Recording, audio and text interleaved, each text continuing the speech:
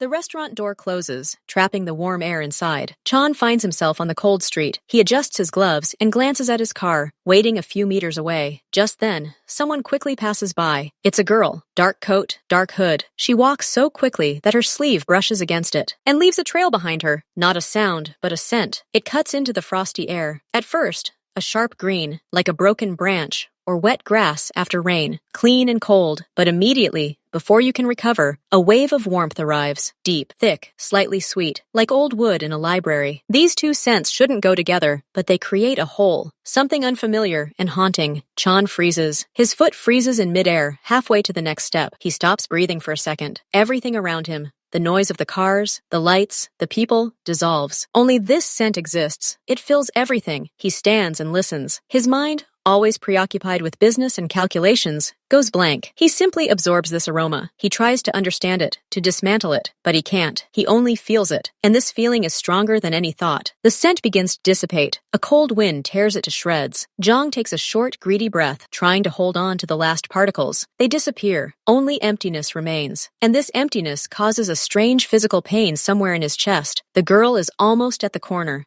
Another moment and she'll turn. The click inside him sounds loud and clear. This isn't a decision. It's an order given to himself. The smell must not go away. His body turns of its own accord. He forgets about the car, the driver. His legs carry him forward. His steps are long, quick, firm. He doesn't walk. He pursues. His gaze is glued to her back. She is the only dot in a blurry world. He picks up speed. His long legs easily close the distance. 10 meters. 5. He can almost hear the sound of her footsteps in the snow. His hand reaches forward of its own accord. Leah walks quickly. In fact, she's practically running. She's in a hurry. The evening with her friend dragged on, and she has to get up early tomorrow. She's wrapped in her coat, but the cold still creeps under the fabric. She thinks about a warm apartment, a cup of tea, a soft sofa. She thinks about the report she has to hand in tomorrow. Ordinary thoughts on an ordinary evening. She doesn't notice the man at the entrance to the restaurant. She walks past, lost in her plans. She doesn't smell her perfume. She's used to it. She doesn't know what it smells like in the cold. Leah just wants to go home. She reaches an intersection and stops. Her car is in the shop, so she needs to hail a taxi. She raises her hand and waves. She's lucky. Almost immediately, the yellow light comes on. The car changes lanes and pulls over to the curb. She doesn't look back. Why? The street is full of people. She opens the door and gets in. The inside smells of air freshener and old seat. She gives the address. "Let's go, please. Quickly," she says to the driver. The car starts moving and merges with the traffic. Leah leans back in the seat and finally relaxes. She pulls out her phone to text her friend that she's reached the taxi. She has no idea that someone is stalking her scent, like a hunter stalks prey. For her, this evening is no different from any other. Chan sees her hand fly into the air. He sees a yellow light. He feels his insides tighten. No. He makes one last dash, almost running, but it's too late. The taxi door slams shut right in front of him. He sees only her profile behind the tinted glass. She's looking at her phone. She doesn't even suspect it exists. The car drives away. It picks up speed.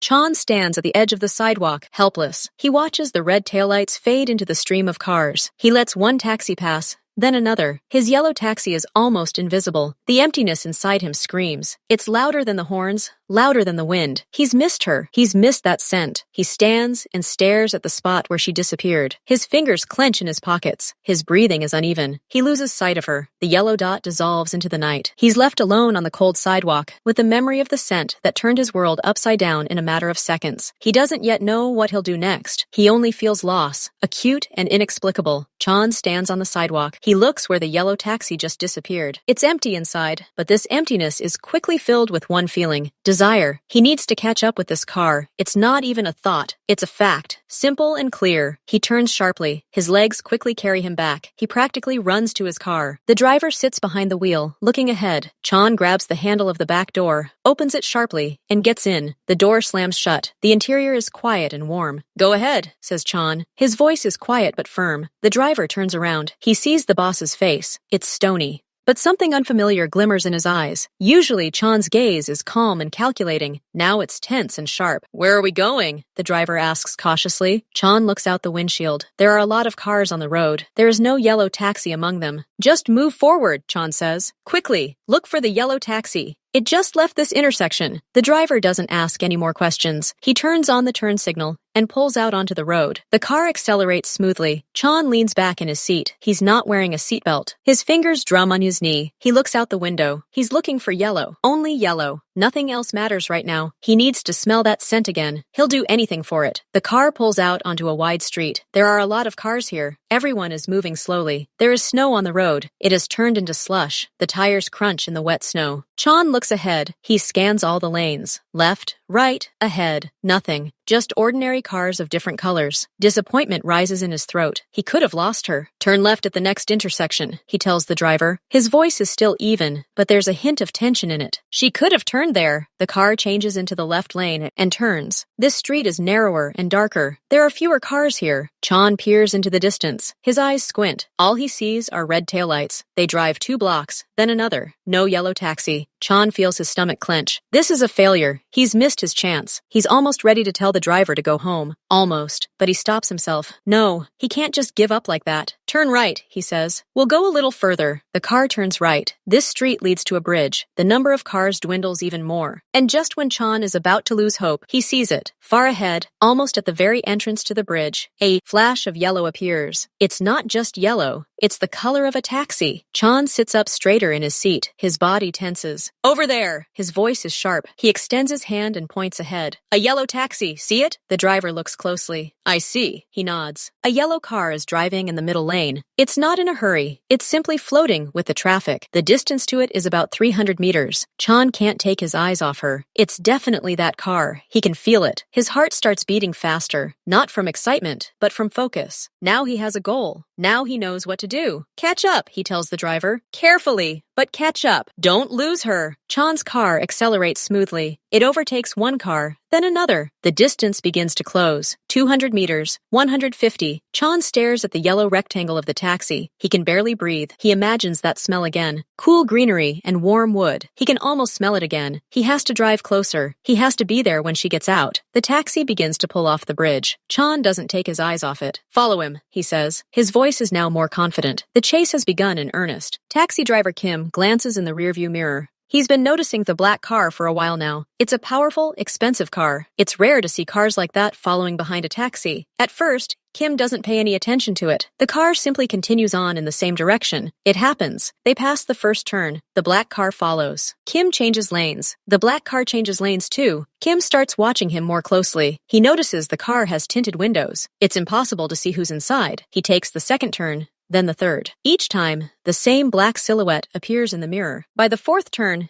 Kim has no doubts. This isn't a coincidence. The distance between them is always the same. The black car neither advances nor falls behind. It simply follows them, methodically and persistently. Kim frowns. He's been a driver for 15 years. He's seen it all, but this is the first time something like this has happened. A rich man in an expensive car is following an ordinary taxi. This doesn't fit any pattern. He has no important passengers in the car, just a young woman rushing home. He takes another look in the mirror. The black car is there again. It follows his maneuver like a shadow. Kim decides not to remain silent. He doesn't want to scare the passenger, but he has to warn her. He leans closer to the mirror and speaks calmly but clearly. Young lady, I think we're being followed. See that black car behind us? It's been following us for 5 turns in a row. Silence descends on the car. The only sounds are the engine and the tires crunching on the snow. Leah freezes. She slowly turns her head and glances in the side mirror. She sees the car. It's big, dark, and very close. It looks alien and threatening. Tension hangs in the air, thick and heavy. Leah feels her heart begin to beat faster. Are you sure? She asks, her voice quieter than usual. Maybe he's just heading in the same direction. Kim shakes his head, keeping his eyes on the road. I've already tried changing lanes and speed. He's mirroring every move. He's following us. I'm sure of it. Leah looks in the mirror again. Now she sees it for herself. The black car is their exact replica on the road. It mirrors their every step. The anxiety turns to cold, clear fear. Leah leans back in her seat, her thoughts racing. She tries to figure out what's going on. Who could be following her? She quickly runs through all the possibilities in her head. She has no enemies. She works as a graphic designer in a small studio. Her work involves no risks or secrets. She has never borrowed money. She has never quarreled with her neighbors. She has never been involved in any strange activities. Her life is quiet and measured. Every morning begins with coffee. Every evening ends with a book or a TV series. She has a few close friends, a mother in another city, and colleagues with whom she communicates well. None of them are capable of such a thing. She looks in the mirror again. The black car is still there.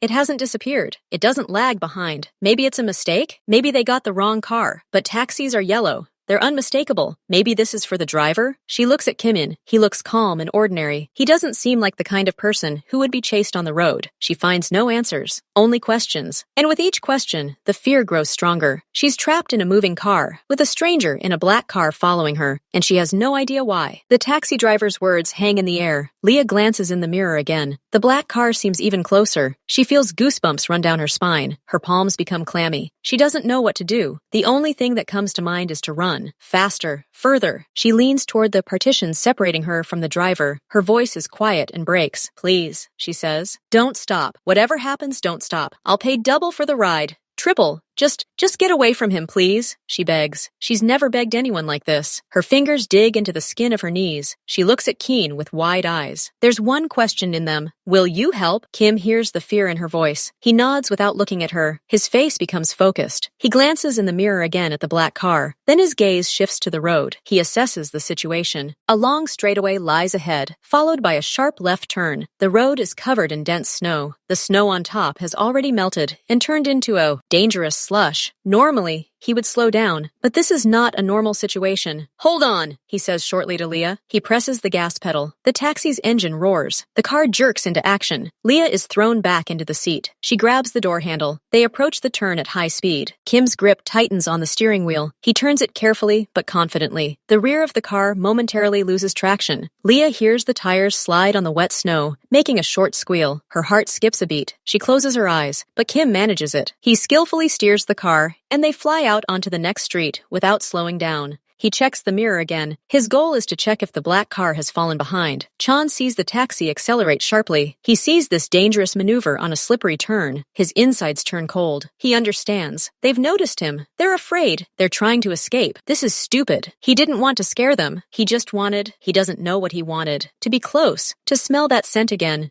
To explain something he doesn't even understand. But now he looks like a stalker, like a threat. His actions backfired. He pushed her even further away. Now she definitely won't stop willingly. He clenches his jaw. He watches the yellow taxi straighten out after the turn and accelerate again. They want to get away from him. They will try to do it again and again. He can't let this happen. If he stops now, he'll lose her forever. That scent, that image, it'll all disappear. And all that'll remain is the feeling that he's missed something so important. He can't allow this. Faster, he says to the driver, his voice steely. They're trying to get away. Keep up. His car, more powerful and stable, picks up speed easily. It closes the gap lost on the turn. Chan keeps his eyes on the taxi. His initial confusion fades. His face becomes a stony mask of determination. He scared her. It was a mistake. But now the only way to fix it is to catch up with her. Explain. Tell her the truth, no matter how strange it may be. He has to do it. He won't stop. Two cars race through the city at night. The yellow taxi abruptly changes lanes, trying to escape. The black car follows suit a second later. The tires crunch through the wet snow, scattering muddy slush onto the oncoming lane. Keen's taxi weaves through the streets. He turns into narrow alleys, barely wide enough for two cars to pass. He runs a red light at an empty intersection. But the black car is always right there. It doesn't fall behind. It's more powerful and faster. The distance between them widens on turns, then closes again on straights. Leah pressed herself into her seat. She looked out the side window. The lights from the street lamps and signs merged into long, glowing stripes. She didn't know where they were. She only saw the snow outside and the dark car following them like a shadow. Her heart was pounding somewhere in her throat. Chan realizes the taxi driver knows the city well. He's trying to cover his tracks, but Chan's car has more power. On a long, straight stretch of embankment, he gives the driver a command. Get level with them, he says. His driver nods silently. The black car accelerates smoothly but quickly. It changes lanes,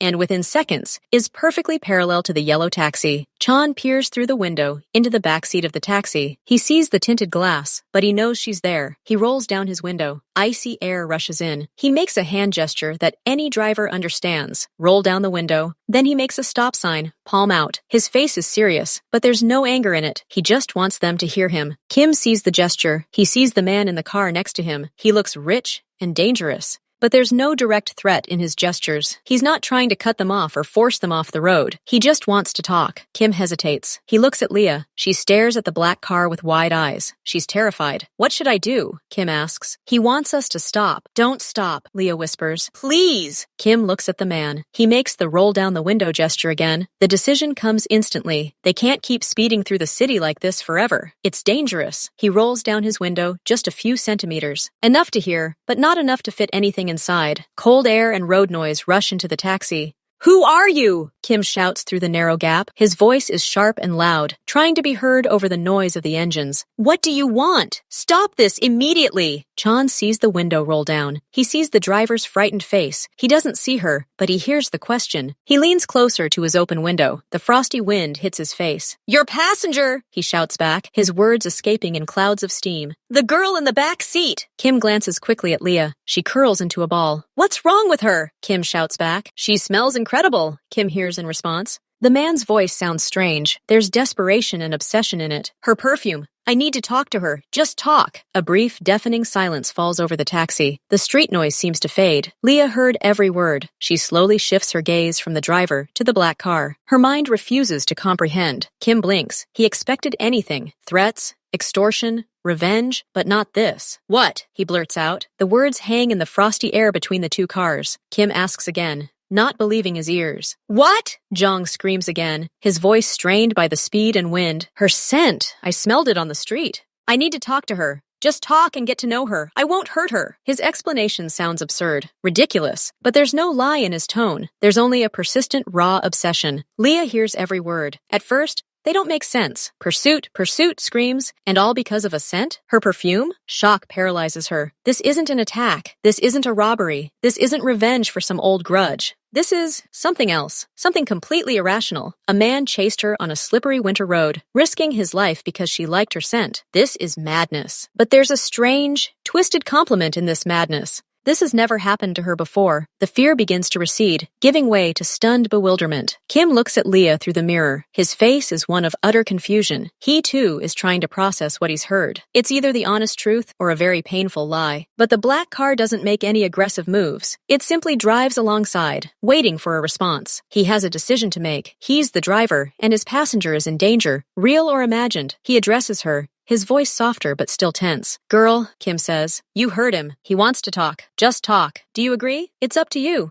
If you say no, I'll try to leave anyway. If you say yes, we can stop." He hands over complete control to her. Leah freezes. The entire world narrows to this choice in a moving car, under the gaze of a stranger from the window of a black car. Leah looks out the taxi window. She's looking straight at the man in the car next to her. Their gazes meet across the two windows and into the frosty void between the cars. She sees his face. It's tense. There's no smile, but she searches for and finds no malice or cruelty. Instead, she sees something else. A haunting, irrepressible sincerity. His eyes are wide open, filled with impatience and something dangerous in his persistence, but seemingly not physically dangerous. She glances at the driver. He's waiting. Her word will determine whether this frantic race will continue. Leah takes a deep breath. She's still afraid. This is stupid. This could be a mistake. But if she says no, this evening will turn into a nightmare of endless running, and if she says yes, at least it will become clear what he really wants. Curiosity and fatigue from fear take over. She nods slowly, first to herself, then to the driver. "Okay," she says, her voice quiet but firm. "Let's stop. Let's talk." Kim looks at her doubtfully, but he respects her decision. "Are you sure?" he asks one last time. "Yes." Kim nods. He looks at the man in the black car and makes a quick gesture with his hand. "Follow us. We'll stop." He doesn't want to stop right there on this road. Chan sees the gesture. A wave of relief almost knocks him off his feet. She's agreed. He immediately signals his driver to follow the taxi. Taxi driver Kim slows down. He's looking for a suitable spot. He turns off the main road onto a quiet side street. There are only a few parked cars and high snowdrifts along the sidewalks. He pulls smoothly up to the curb and stops. He turns off the engine. A black car stops right behind him, keeping a few meters behind. Silence falls, sharp and deafening after the roar of engines and the noise of the race. Snow falls softly on the windshields. There's complete silence in the taxi. Leah looks at the black car's taillights in the mirror. She doesn't move. Her hands are still shaking. She's waiting to see what happens next. She'd just agreed to talk to the man who had just stalked her all over the city. The reality of what's happening hits her with renewed vigor. Chan sits in his car for a few seconds. He looks at the yellow taxi. Now that his goal has been achieved, he's overcome by a strange hesitation. What should he say? Where should he begin? He suddenly realizes the sheer madness of his behavior, but it's too late to back out. He opens the door and steps out onto the cold street. The snow crunches beneath his expensive boots. He takes the first step toward the taxi, toward the girl inside, toward the scent that brought him here. The door of the black car opens. Chan steps out. He's tall, wearing a dark, expensive coat that fits him perfectly. Even in the dim light of the side street, it's clear he's a man from another world, a world of power and money. His movements are calm and confident. But when he closes the car door, his gestures are reserved. He doesn't make any sudden movements. He doesn't approach quickly. He gives her time to study him. He stands next to his car for a second, collecting his thoughts. Then he takes a few steps forward. He stops about 2 meters from the taxi, a respectful distance away. He looks at the tinted rear windows. He knows she's looking at him. Kim watches his every move in the taxi. He sees Jong approaching. He doesn't roll down the window. He waits. Chan understands this. He sees the driver waiting for him to make the first move. He takes another small step forward. He clearly sees his reflection in the dark glass. He doesn't see her. He leans in slightly to be heard better through the glass. His voice, when he begins to speak, is quiet and a little hoarse with effort. There is no command or threat in it, only embarrassment and sincerity. "Forgive me," he says, the words coming out on a cloud of steam. "Forgive me for that chase. It was thoughtless, dangerous." He pauses, collecting his thoughts. "Your perfume, outside. When you passed, it mingled with the frosty air." He searches for words that wouldn't sound so crazy, but finds only the truth. "Something clicked inside me. I couldn't just let you go. I had to find you. Just to, I don't even know, to smell that scent again. It sounds crazy." The taxi is quiet. Leah listens, holding her breath. She hears his voice. It sounds normal, tired and confused. Jong continues, looking at his reflection in the glass, as if talking to himself. "It was an impulse, beyond my control. Only on your desire. If you ask me to leave, I will leave. Right now. I will get in the car and leave. You will never see me again. I give you my word." He falls silent. His explanation is finished. He has said all he can. Now he simply waits. He stands on the cold street, under the falling snow, and waits for her decision. The man's words hang in the chill air. "You are safe." He pronounces it clearly, like a vow. He doesn't try to move closer. He simply stands and waits. His posture is erect, but not proud. He looks like a man accustomed to giving orders, but now he surrenders all power to her. Leah sits in the taxi and looks at him through the window. She analyzes his face, his words, his behavior. He's not lying. She's almost certain of it. There are things you can't fake, and the tone of his voice is one of them. There's relief in it that the chase is over, and a quiet, almost childish embarrassment at his own actions. Kim's driver turns to her. "So?" he asks quietly. "Decide. I can still just leave." He said he would. Leah looks at the man. He's motionless. Snowflakes slowly settle on the shoulders of his dark coat. He's not rushing her. He's giving her time. And there's something respectful about that, too. "If you don't want this, I'll leave." A simple offer, a promise that sounds completely sincere. The fear hasn't completely gone away. A voice of reason whispers that this could still be a trap, some kind of elaborate game. But another, quieter voice says that some things are too strange to be a game. That's not how it works. She looks at his face. She searches for even a drop of malice, triumph, or cunning. She finds only anticipation, and that same haunting sincerity that struck her back in the car. No one had ever done this to her. No one had chased her across town. No one had ever apologized so sheepishly and directly. No one had ever put themselves in such a stupid and vulnerable position because of her, because of the smell. It's insane. It's terrifying, but it's also captivating. There's a strange, twisted romance to it. Dangerous and absurd, but no less powerful. Curiosity begins to outweigh caution. It pushes her forward. She wants to look him in the eye from close range. She wants to ask, to understand. She wants to solve this strange mystery at the center of which she finds herself. She nods, more to herself than to anyone else. "I'll get out," she tells the driver. Kim frowns. "Are you sure?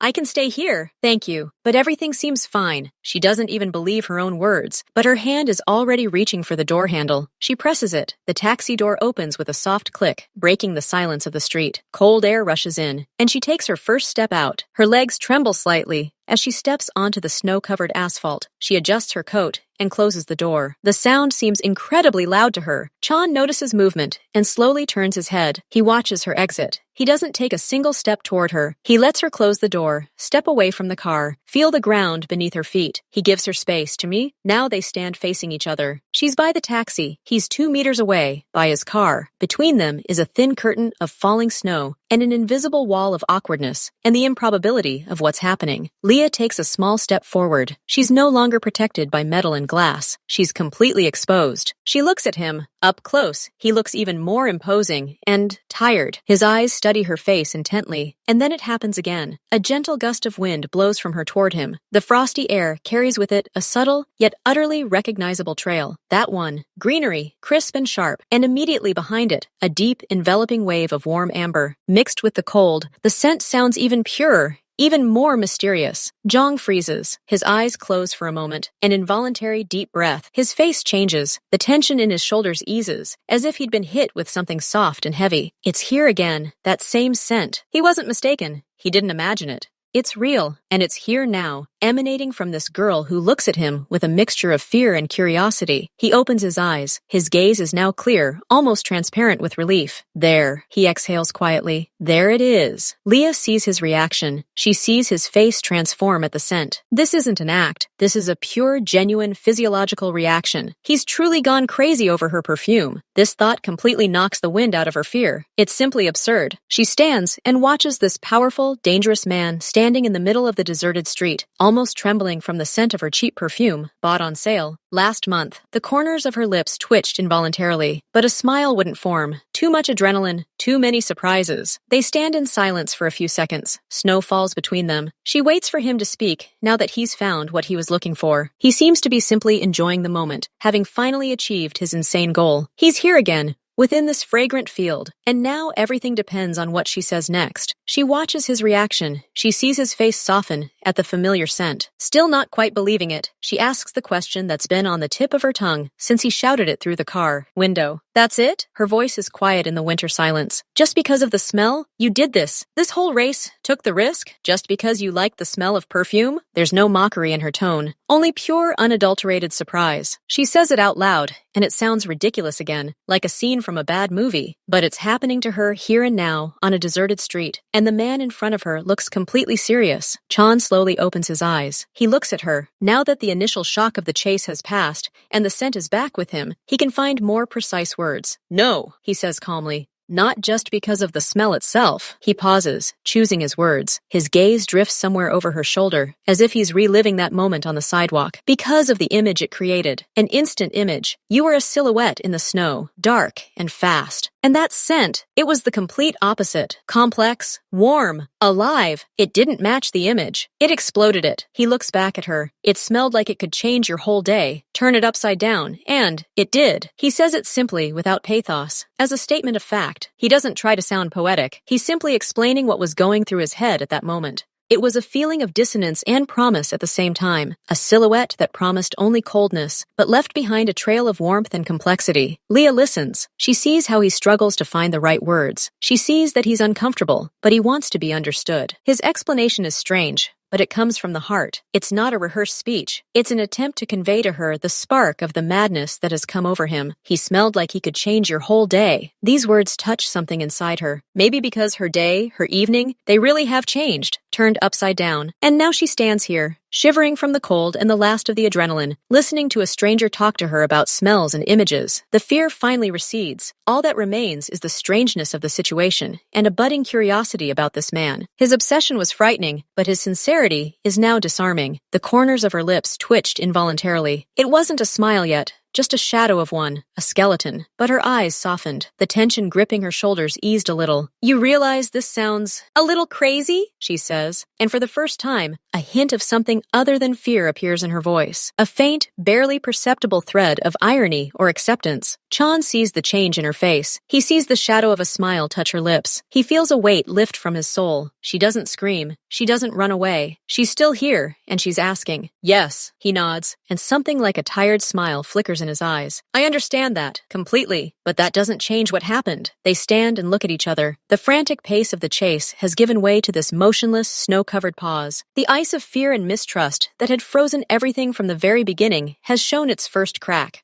Crazy, inexplicable, but made. She turns to the taxi. Driver Kim is watching them through the windshield, his face a wary, confused expression. She goes to the front window. Kim rolls down the glass. Everything okay? He asks first, his gaze quickly sliding from her to the motionless figure standing there, to Chan and back. Yes, I think so, Leah replies, and there's genuine relief in her voice. Thank you. Thank you so much for listening to me, for trying to leave, for staying. She opens her bag and takes out her wallet. She takes out a sum several times greater than the amount shown on the counter, and hands it to Kim. Please, take this. And I'm sorry for the stress. I didn't expect this myself. Kim looks at the money, then back at her. He slowly takes the bills. Are you sure you'll be safe? He asks one last time, lowering his voice. I can stay, follow you from a distance. No one will know. This concern touches her. She shakes her head and for the first time smiles truly, albeit weakly. No, everything's fine. He's strange, but not dangerous, I think. Thank you again. Kim looks at her, then casts an appraising glance at Jong, who continues to stand at a respectful distance, not interfering with their conversation. This gesture, non-interference, probably convinces him most of all. Okay, Kim sighs. Take care. Good luck. He rolls up the window and starts the engine. He nods at her through the glass again. The yellow taxi pulls smoothly away, its tires crunching softly on the snow. It slowly pulls away, reaches the corner, turns, and disappears from view. The red taillights dissolve into the white shroud of falling snow. Chan signals his driver. The black car quietly starts, turns around, and drives off in the opposite direction, disappearing into the night as silently as it arrived. Now they are completely alone. A quiet side street, blank walls of houses, snow-covered roofs of cars, and silence, so complete that you can hear the snowflakes falling and the beating of two hearts, one still rapid from the fear it had endured, the other still quickened by a strange, achieved relief. Leah stands in one place, turning around, looking in the direction the taxi disappeared. Her connection to the world of an ordinary, safe evening is severed. She remains here, in the snowy bubble, with this stranger. She turns to him. He is still standing there. The space between them, empty and white, now seems vast, and at the same time infinitely small. There's a city around them, but it doesn't exist. There's only this street, this snowfall, and two people brought together by the most absurd reason possible. Now that they were alone, there was no need to shout over the noise of the engines or speak through the car window. The silence begged to be filled, but what could they say after all this? Chan is the first to break the silence. He takes one small, cautious step forward, closing the distance just enough to avoid raising his voice. He doesn't extend his hand for a handshake. That would be too formal, almost sacrilegious after the wild chase. My name is Jong, he says simply. His voice sounds deeper and softer in the silence than when he shouted from the car. There's something naked in this performance. He gives her his name, the simplest thing he has, after taking away her sense of safety. Leah looks at him. Chan. Brief. No title, no last name, just a first name. She nods, accepting it. Leah, she replies. Her own name sounds strange in the cold air, as if she's imagining herself anew. Not the Leah who ran to the taxi, but the one who stands here now, making this inexplicable choice. Leah, he repeats. He says her name slowly, as if tasting it, comparing it to the image and scent that haunted him. He seems to like it. It fits. There's another pause, but it's not as tense. You were very scared, he says. It's not a question. It's a statement. There's confusion in his voice again, and that same genuine annoyance. Yes, she admits honestly. I didn't know what to think. The best case scenarios seemed bad. I'm sorry, he says again. The word seems hard for him, but he says it. I would like to have started this differently, she shrugs, the movement finally relaxing a little. It would be hard to imagine a more effective way, she remarks, the same weak, tired irony slipping back into her tone as before. The corners of his lips twitched, almost a smile. I guess. He looked around at the snowy street. It's very cold here, and I need to apologize again. I don't have a proper explanation. Just what I already said. That's enough for now, Leah says quietly, because it's true. Explanations are lacking, but continuing to stand in the cold and demand them is pointless. Curiosity is still strong. What are we doing now, Chan? He meets her gaze. Now that the chase is over and names have been named, the most fundamental and uncomfortable question arises. What next? Their story, tangled like a ball of yarn the moment she passed by, now lies between them, and the first step toward unraveling it has just been taken. Slowly, very carefully, he begins to tug at the first thread. Their next meeting is scheduled for a quiet cafe on the outskirts of the city. John arrives first. He sits at a table by the window, looking out at the falling snow. His fingers drum on the tabletop. He's not nervous in the usual sense, but there's a strange tension inside. He still can't believe that the very girl he's been chasing all over Seoul is about to come here voluntarily. Leah appears precisely on time. She enters, shaking the snow from her shoulders, and looks around. He raises his hand, and she notices him. A small, still hesitant smile lights up her face. She approaches, takes off her coat, and sits down opposite him. The first few minutes pass in awkward small talk. How did you get here? Is it cold outside? Thank you for coming. The coffee arrives, giving them something to do with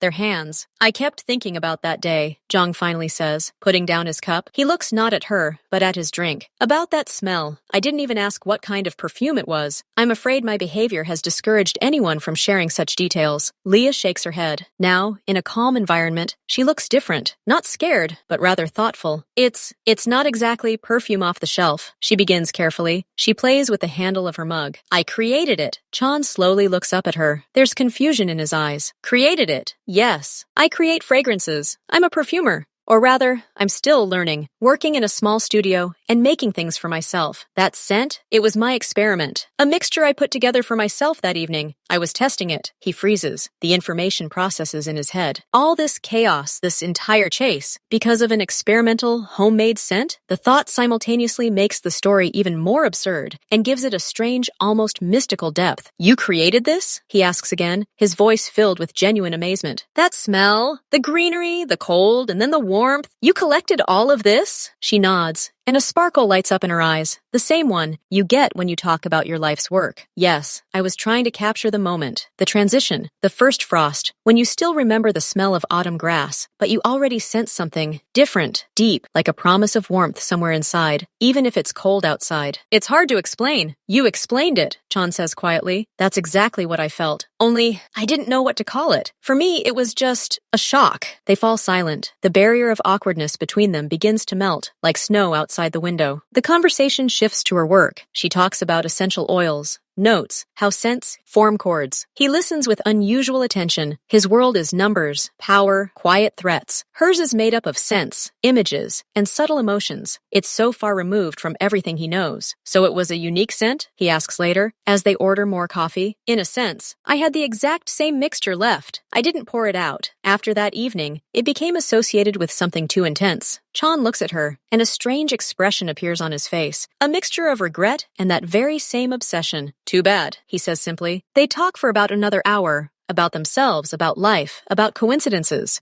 He's careful with details, but honest with his emotions. She's more open, but also doesn't spill everything at once. It's a dance between two people still trying to figure out what connects them. As the meeting draws to a close and they prepare to leave, Leah pauses. She rummages through her large bag and pulls out a small, carefully wrapped object. Here, she says, handing him the package. Her cheeks flush slightly. This, I didn't plan it, but after our conversation, I thought. Chan slowly takes the package. He unfolds the paper. Inside lies a small dark glass bottle, unlabeled. It's filled with an amber liquid. He looks at the bottle, then at her. The question freezes in his eyes. Is this for me? Yes. I created it last week. She looks away, slightly embarrassed. I couldn't get that evening out of my head. And our conversation today, I thought about what you said, about the image, about the dissonance. I tried to create something that could convey that. Not a copy of that scent, but an echo of it. But different, more conscious. This is for you. Zhang freezes. He's holding more than just perfume. He's holding a piece of her world, her talent, her perception of him, that crazy, obsessive stranger on the street. He carefully unscrews the cap. He doesn't spray. He simply brings the bottle to his nose, and his world narrows down to a point again. The scent hits him. It's familiar, and yet completely new. There's that same cold, blade-like green, but it doesn't cut. It envelops. There's the warmth of amber, but it doesn't overwhelm. It sounds like a quiet, confident bass. And between them, a new note, something mineral, pure as ice, yet warm, like flint striking a spark. It's the scent of tension, about to be resolved. The scent of silence after a scream, peace after a storm. The scent of that very moment when he stands before her on the deserted street, and it's only just beginning.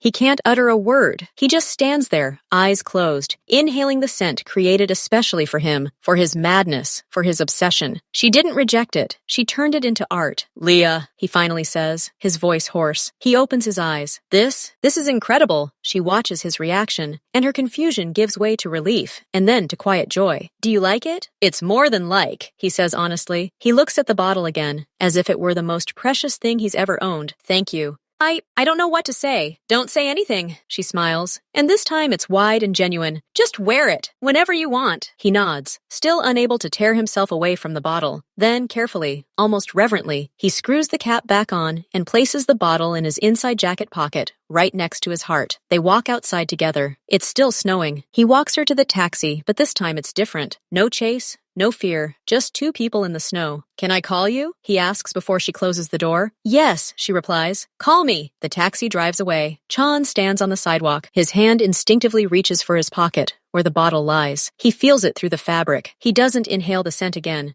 He simply knows it's there, that it exists, that it was made for him. He turns and walks toward his car. His steps are slow and steady. A storm of emotions rages within him, but his face is calm. He had found more than just a scent. He had found the one who created it, and that someone had given him an entire world, packaged in a small glass bottle. Their story, which began with a wild chase, had now taken a new, unexpected turn, and he felt like this was only the beginning. That bottle becomes his secret. Zhang doesn't use it right away. He keeps it in his desk drawer, next to the documents that decide the fates of people and businesses. Sometimes, in the middle of a tense conversation, or while studying a dry report, his hand automatically reaches for the drawer. He opens it without removing the bottle, simply touching the glass with his fingers. The cool smoothness takes him back to that snowy street. The scent doesn't escape from the bottle, but he knows it's there. This knowledge acts as a calming anchor. He calls her 3 days later, not because he'd chosen a deliberate pause, but because he was afraid of seeming intrusive again. His voice on the phone sounds a little tense. He suggests meeting again, not at a cafe, but just for a walk. If you're not afraid, of course, he adds, and his tone carries that same tired irony she's already begun to recognize. They meet in a large city park, which in winter turns into a white,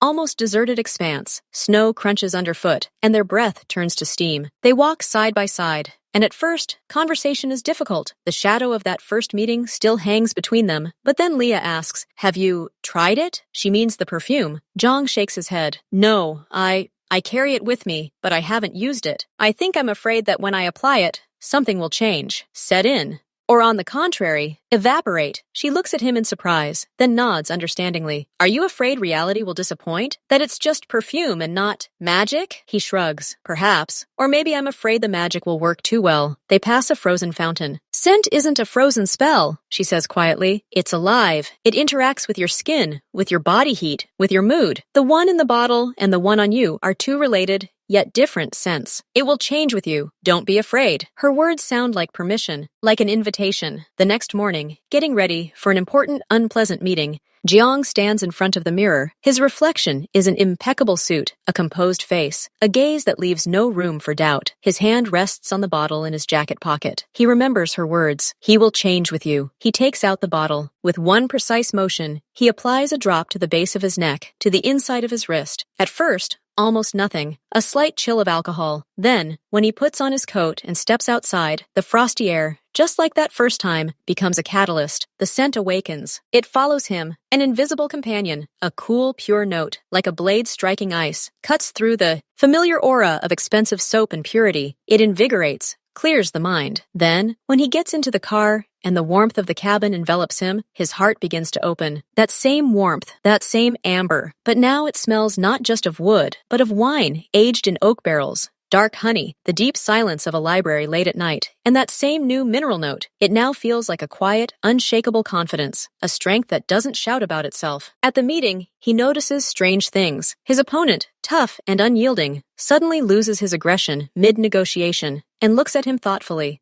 Chung himself feels an unusual clarity. He listens not only to the words, but also to the intonations, seeing the hidden fears behind the feigned bravado. He makes a decision that seems illogical from the standpoint of immediate gain, but strategically flawless. And when he stands to end the conversation, his opponent, shaking his hand, suddenly says, "It's been an unusual pleasure doing business with you today." All day, the scent lives its own life on his skin. By evening, almost nothing remains of the cold mineral beginning, only a soft, warm, almost leathery trail, mingling with his own scent. It becomes something personal, intimate, a trace that belongs only to him, but was created by her. He writes to her in the evening, briefly, "You were right, he's alive, and he changed my day." A minute later, a reply comes, "Will you tell me tomorrow? Over coffee?" Their meetings become ritual, once or twice a week. They talk about everything and nothing. He tells her about the world of business, in increasingly inventive metaphors, trying not to immerse her in daunting details. She tells him about smells, about the first spring rain on asphalt, about the smell of old paper and printing ink, about the smell of cold metal and ozone after thunder. He listens, fascinated,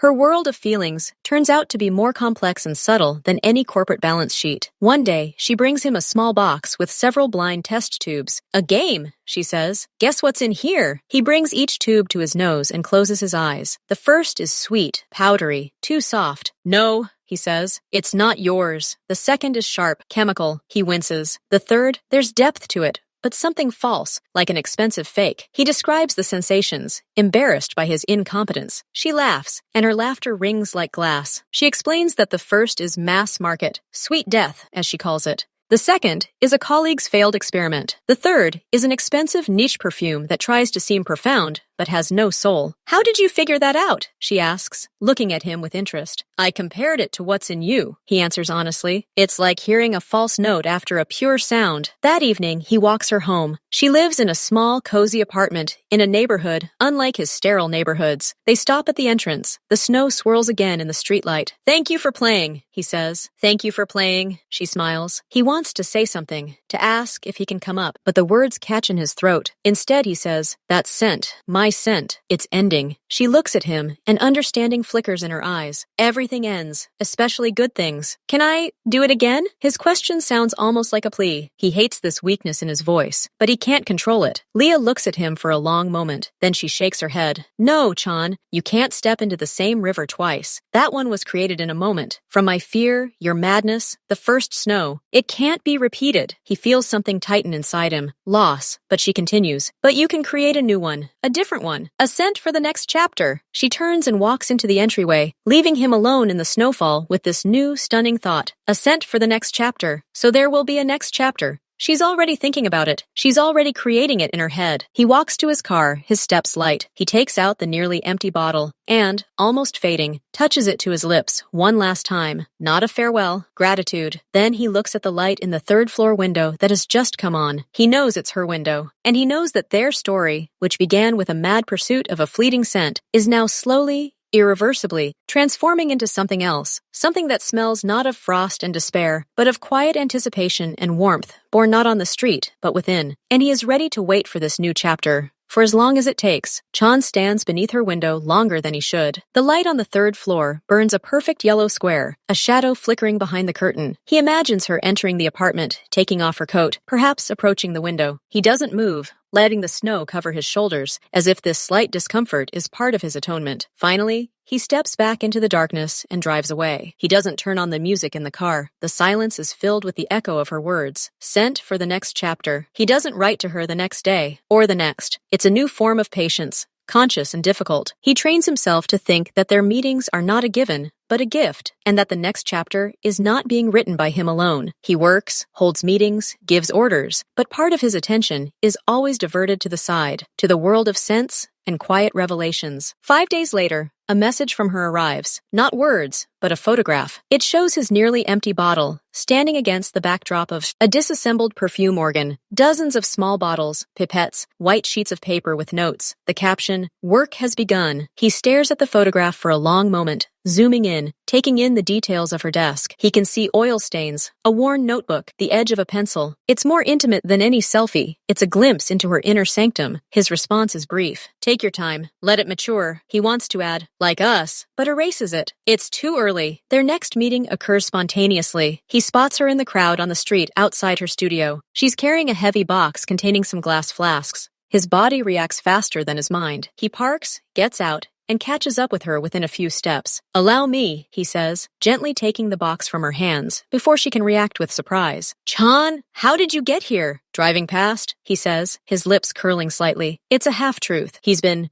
driving past these parts more often. Where should I take it? She points to the next building. They walk side by side. The box smells of cedar and something bitter. New components? He asks. She nods, looking for that perfect chord, the basis for a new chapter. So far, everything that comes out is either too beautiful or too sad. What should it be like? He holds the heavy glass door open, letting her go ahead. She thinks, walking up the stairs ahead of him, sincere, unadorned, but not heavy either, like an honest conversation in the early morning, when it's still dark, but no longer scary. He carries the box all the way to her studio, a small room lined with shelves, the air thick with 1,000 intertwining scents. It smells of life in its most concentrated form. He sets the box on this table, his gaze falling on a nearby notebook of sketches, handwritten among chemical formulas and note names, cold steel and warm skin, trust. Silence between words. He looks away, as if he's seen something too personal. She follows his gaze and blushes slightly, covering the notepad with her hand. These are just work notes. I know, he says. And then, more seriously, he adds, that's a good thing. They stand amid the scents, and the tension between them changes its nature. It's no longer from fear or awkwardness. It's from proximity to the creative process, to the core of her being. He feels like he's been allowed behind the scenes. I'm in the way, he says, taking a step toward the exit. No, she stops him. You're not. Shall we have some tea?